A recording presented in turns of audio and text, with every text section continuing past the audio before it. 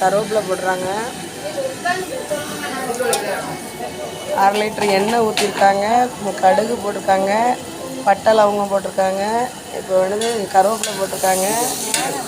அங்கே எடுத்துக்கிட்டு அப்புறம் என்னது இதை பொன்னிறமாக வதக்கணும். இதை வதக்குறாங்க எங்கள் மாமா. மதுரை சமையல் களை கட்டுவார்.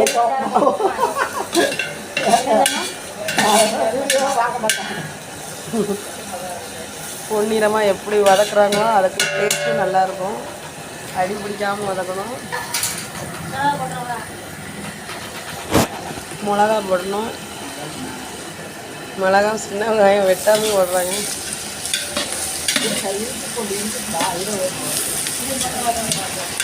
இஞ்சி பூண்டு வசக்கம் இல்லமோ. இப்போ வந்து வெங்காயம் 1/2 கிலோ வெங்காயத்தை வெட்டி சின்ன வெங்காயம் 1 கிலோ வெங்காயத்தை வெட்டி அரைச்சி நம்ம அதையும் போட்டு என்ன செய்யணும், பொன்னிறமாக வதக்கணும். முதல் பெரிய வெங்காயத்தை போட்டு விரைக்கப்போ இப்போ சின்ன வெங்காயம் பொன்னிறமாக வதக்கணும். எண்ணெய் காணலை, இன்னும் கொஞ்சம் ஊற்றுறோம். எண்ணெய் எவ்வளோக்குலாம் இருக்கோ அவ்வளோக்குள்ள நல்லா கறி குழம்பு நல்லா கிளறணும். கிளற தான் நல்லா வரும். அடி பிடிக்காமல் கிளறினா ஊடையில் பிடிச்சிட்டு இருக்கட்டும். தக்காளியை போடுறோம். தக்காளி எவ்வளோ, 1 கிலோவா 2 கிலோவா? 1 கிலோ தக்காளி நல்லா பொடிசாக வெட்டணும். வெட்டி அதையும் நல்லா வதக்கணும். தக்காளி நல்லா மசிஞ்சு வரணும்னா உப்பு போடணும், இல்லைன்னா அது நெட்டாக நின்றுட்டுருக்கும். நல்லா எவ்வளோக்குள்ள உப்பு போடுறோமோ அதுக்கு வேகமாக வேகும். இப்போ கொஞ்சம் மஞ்சப்பொடி போடணும். தேவைக்கான அளவு மஞ்சப்பொடி போடணும். போட்டு எண்ணெயில் அவ்வளோத்தையும் வசக்கணும். எண்ணெயில் நல்லா வசக்க நல்ல கிரேவி கிடைக்கும். இப்போ இஞ்சி பூண்டு பேஸ்ட்டு போடுறோம். இது எவ்வளோமா? 100 200? இஞ்சி பூண்டு பேஸ்ட் எவ்வளோ? 200 கிராமா? 200 கிராம் இஞ்சி பூண்டு பேஸ்ட் போடுறோம்.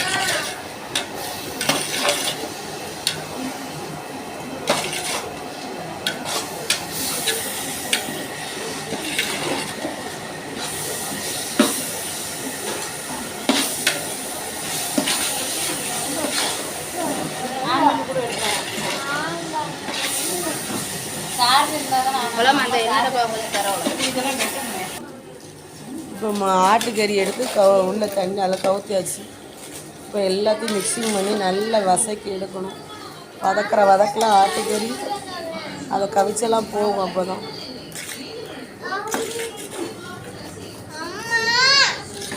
பெரட்டி போடுறாங்க.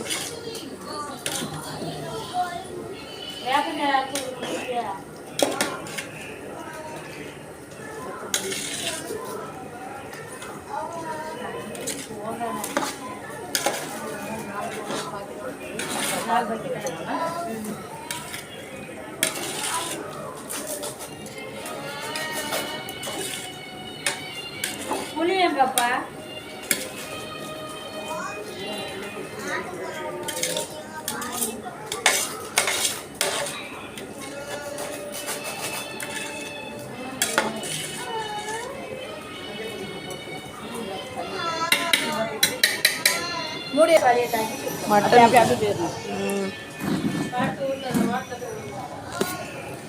மட்டன் மசாலா போடுறோம்.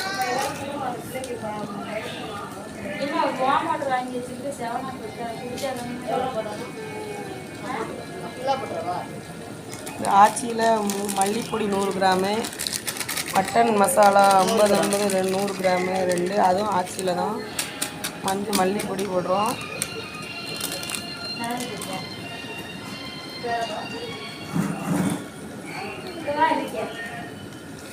மட்டன் மசாலாவா வத்தப்பொடிலாம்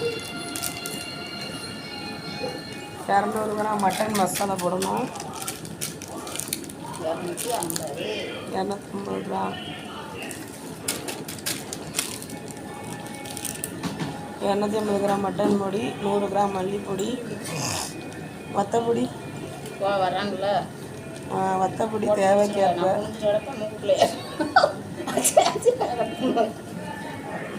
ஆச்சியாச்சுங்க, ஆச்சி மசாலா தான் வச்சுட்ருக்கோம்.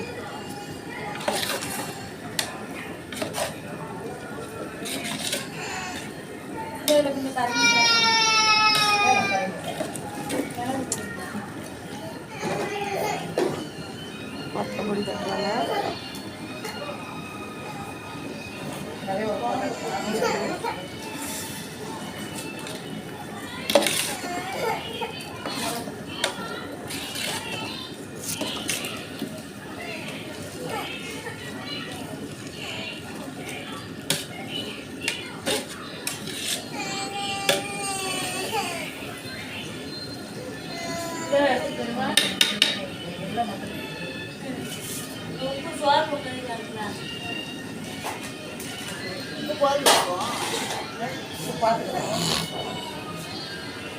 மிளகு பொடி போடுறாங்க. மிளகு பொடி தேவைக்கேற்ப.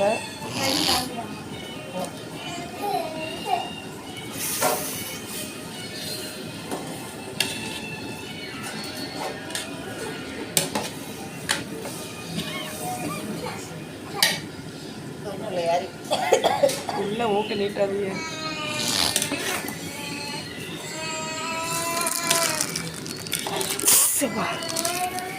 எல்லா பொடியும் ஒன்றா போட்டு கிளறி கிரேவி மாதிரி இருக்குது. நம்ம தண்ணி தான் அளவு தண்ணி ஊற்றணும். இதில் என்ன பிரச்சனைனா தேங்காய் ஊற்ற மாட்டோம். அதுதான் மேட்ரு. தேங்காய் ஊற்றாமல் பண்ணுவோம். தண்ணி ஊற்றுறாங்க. அளவு தண்ணி வச்சோம்னா கறி வேகும். வெந்தனா குழம்பு ரெடி.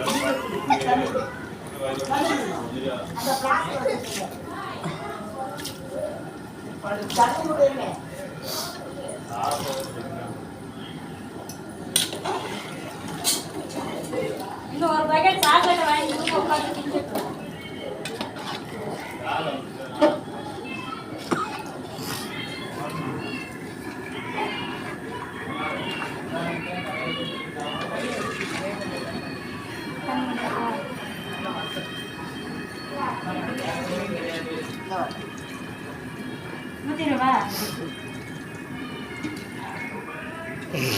கறி கிரேவியோட கொஞ்சம் உயரமாக தண்ணி இருந்தோன்னா சீக்கிரம் வெந்தோன்னா அந்த அளவு வந்துடும் கீழே.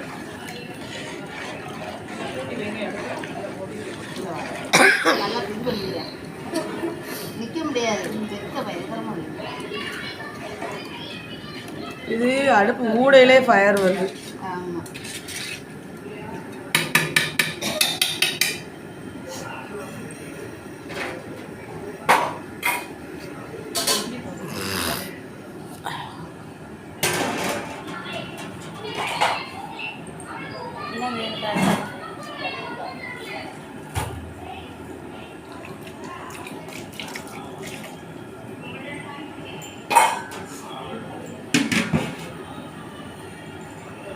குனிய குனிய வீடியோவில் காட்டுது எல்லாம்.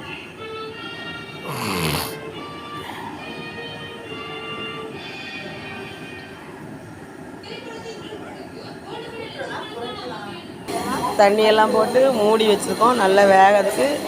வெந்த பிறகு எடுத்து சாப்பிட வேண்டியதான்.